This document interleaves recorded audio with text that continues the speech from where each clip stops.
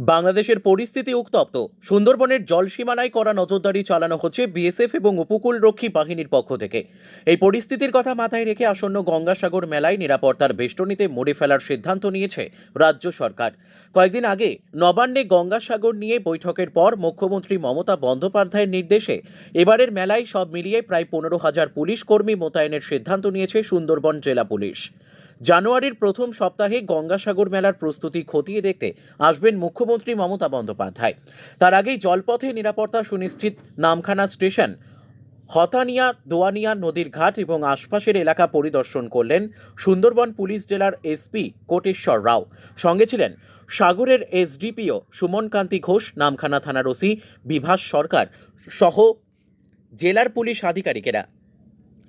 নদীপথেও speed boat এবং launch দিয়ে নিরাপত্তা সুনিশ্চিত করা হবে।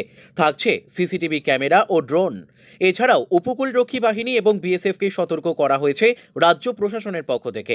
মেলা চলাকালীন উপকূলরক্ষী বাহিনীর পক্ষ থেকে জলপথে ছোট জাহাজ, হোভারক্রাফটে করে নজরদারি চালানো হবে।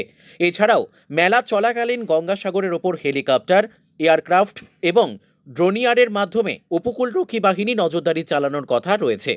এবারের সাগর মেলায় আসা পুণ্যার্থীদের নিরাপত্তা ও সুরক্ষাকে সর্বাধিক গুরুত্ব দেওয়া হচ্ছে।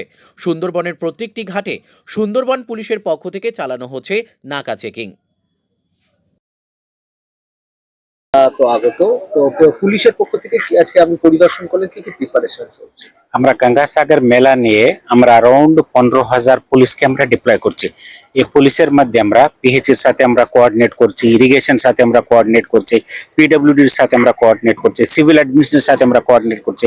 অনেকগুলো মিটিং হয়েছিল। মিটিং এর মধ্যে আমরা আমাদের কোঅর্ডিনেশন কি রকমটা থাকতে হবে, ইনফ্রাস্ট্রাকচার ডেভেলপমেন্ট কোথায় কোথায় রাখতে হবে। এবছর আমরা নতুন করে সাগর বাস স্ট্যান্ড একটা তৈরি করছি আমাদের গঙ্গাসাগরে। ও সাগর বাস স্ট্যান্ডে আমরা প্রচুর পিলগ্রিমস আমরা নেব। ওখানে আমাদেরকে infrastructure, police assistance booth, control room, তারপরে কোঅর্ডিনেশন টিম আমাদের, অ্যান্ড পিলগ্রিমসের জন্য pilgrim shed, police accommodation, and পিলগ্রিমসের জন্য ওয়াশরুমস, ইলুমিনেশন অ্যান্ড এনজিওস কে আমরা কোথায় প্লেস করতে হবে। অনেকগুলো পয়েন্টস গুলো আমরা ইন ডিটেল আমরা সবাই সাথে আমরা আমাদের যা টিম স্টেক হোল্ডার্স আছে প্রত্যেকটা স্টেক হোল্ডার সাথে আমরা কোঅর্ডিনেট করলাম। আর আমরা পুলিশের পক্ষ থেকে আমরা কোথায় কতজনকে আমরা ডিপ্লয় করতে হবে, কোথায় কি কি প্রবলেমস আছে, ও প্রবলেমসকে আমরা কিভাবে রেকটিফাই করতে হবে, আর রাস্তা পুরোটা ঠিক মতো আছে কিনা আমরা প্রত্যেকটা জিনিসটা আমরা পয়েন্ট টু পয়েন্ট আমরা দেখে ওর অনুযায়ী আমরা ওয়ার্কআউট করে নিচ্ছি। স্যার, গঙ্গাসাগর মেলা তো আর বেশি দিন নেই, এর মধ্যে মুখ্যমন্ত্রীও আসছেন। বাংলাদেশে উত্তপ্ত পরিস্থিতি, এইটা নিয়ে আমরা আমাদের পেট্রোলিংটা রাউন্ড দ্য ক্লক আমরা পেট্রোলিং চলছে। এন্ড কোস্ট গার্ডের পেট্রোলিংটা, যেখানে ইন্টারন্যাশনাল ম্যারিটাইম বাউন্ডারি লাইন আছে ওখানে কোস্ট গার্ডের পেট্রোলিং চলছে। এন্ড আমরা প্রত্যেকটা জেটি যেখানে যেখানে জেটিং আছে ওখানে আমরা নাকা চালু করলাম। এন্ড ইভেন আমাদের এফআইবি কন্টিনিউসলি পেট্রোলিং করে যাচ্ছে। এন্ড আমাদের লঞ্চেস পেট্রোলিং চলছে।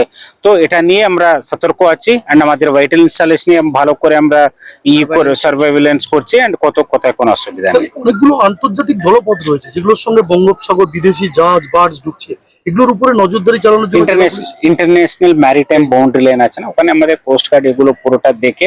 এন্ড আমরা যতটা আমরা দেখতে হবে, নামখানা চ্যানেল আছে, যতটা আমরা আমাদের অ্যাক্সেসিবিলিটি আছে, যেখানে আমাদের জেটি ঘাটস গুলো আছে, যেখানে আমাদের আপনি নারায়ণপুর ঘাট, আমাদের লটিট জেটি ঘাট আছে, তারপরে নামখানা এখানে জেটি আছে, যেখানে যেখানে আমাদের পুলিশ পেট্রোলিংটা দরকার আছে ওগুলো আমরা ঠিক মতো পুলিশ পেট্রোলিং দিয়ে আমরা করাচ্ছি।